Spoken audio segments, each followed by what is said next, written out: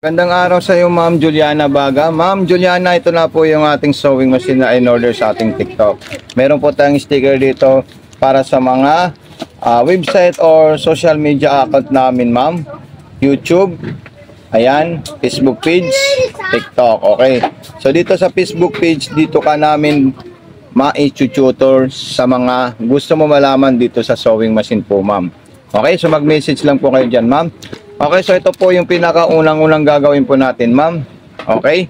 Ito pong transformer natin. Diyan po natin, ma'am, isasaksak yung ating wire.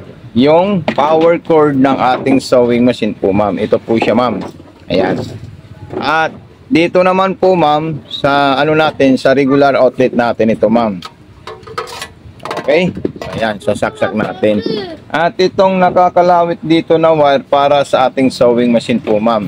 At huwag nyo po, ma'am, kakalimutan mag-unbox sa ating sewing machine na nabili sa Mato sewing machine. Ayan po siya, ma'am. Okay? Then unang gagawin natin, ma'am, tatanggalin natin yan. At tayo po ay lalagay ng sinulid sa bobbing. So unang-una po, ma'am, ito po, ma'am, yung ating bobbing sa ilalim. Ayan po siya. Okay. So ayan. Then ito po siya, ma'am. At ito po ay bobbing natin, ma'am. Tayo ay mag-spoon thread at magre-refill. So ito po siya, ma'am.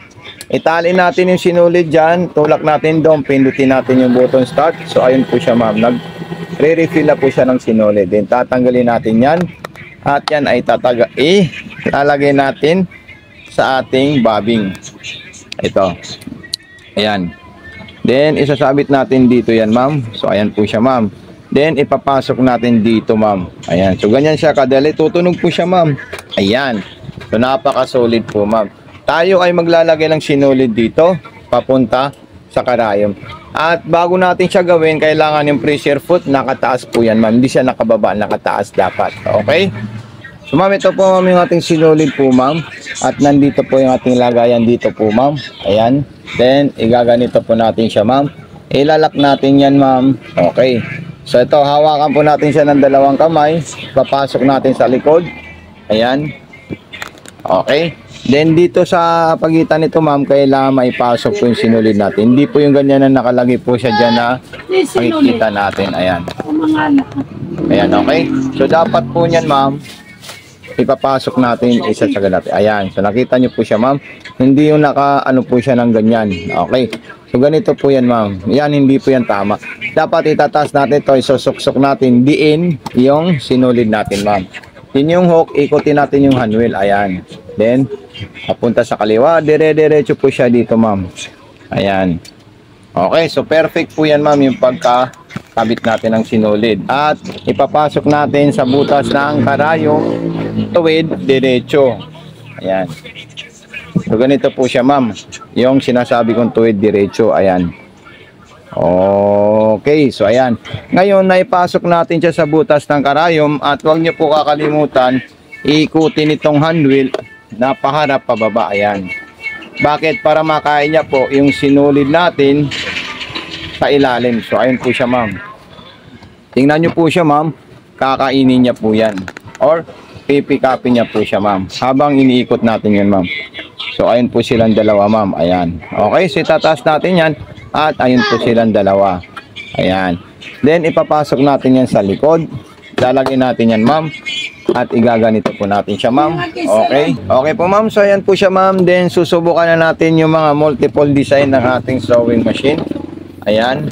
Ito po yung selector. One selector lang po siya. Itatapat natin kung saan po siya ilalagay. Okay. So, nasa pangmaong po tayo, ma'am. Okay. Pangmaong na straight line. Ito po siya, ma'am. Speed control. Depende sa'yo kung low or high. Ayan. Nasa low speed po yan, ma'am. Then, yung pang normal stitch natin, number 2. Ayan. Then, yung reverse natin, long press po to, ma'am. Ayan. Long press po natin yan. Ayan. Then, ayan. Okay. So, ayan po siya, ma'am. Then, napakalupit ang tahi niya sa ilalim at saka sa ibabaw. Then, sumunod naman po dyan, kung kayo po ay gagawa ng mga zigzagger niya, number 6 or number 5 yung normal na zigzag niya. Pwede niyo po sa ilagay sa high speed. Ayan. Okay. Then, yung pangmaong po niya, number 6. Ayan, nasigsag. Then, yung pang-garterize po niya is number 8. Ayan. Okay, napakalupit na sewing machine po ito, ma'am. Grabe. At yung isa pang-garterize natin, ma'am. Ayan. Tatlo po yan, ma'am. 8, 9, and 10. Ayan. Sa button holder naman po, so meron po tayong step 11, 12, 13, 14. Ayan. So, dito po ako sa step 12. Ayan. Then, pupunta po ako sa 11 para umabanti po siya, ma'am. Ayan. Okay, so alalayan lang natin siya, ma'am. Ayan. Then, pupunta naman po tayo sa step 12. Ayan. Then, pupunta naman po tayo sa step 13. Alalayan rin natin siya, ma'am, para mahatak niya yung button holder. So, ayan po siya, ma'am. Eto. Tingnan niyo po, napaka-solid po siya, ma'am, at napakaganda. So, maraming salamat kay Ma'am Juliana Baga. Thank you so much po, ma'am. God bless and more power po. Ma'am, grabe, napaka-solid talaga to, ma'am. Oh. Ayan. So, kompleto na po yan, ma'am. Ayan. Yung wire at lahat po, ma'am. So, ayan. God bless po, ma'am, and thank you so much po.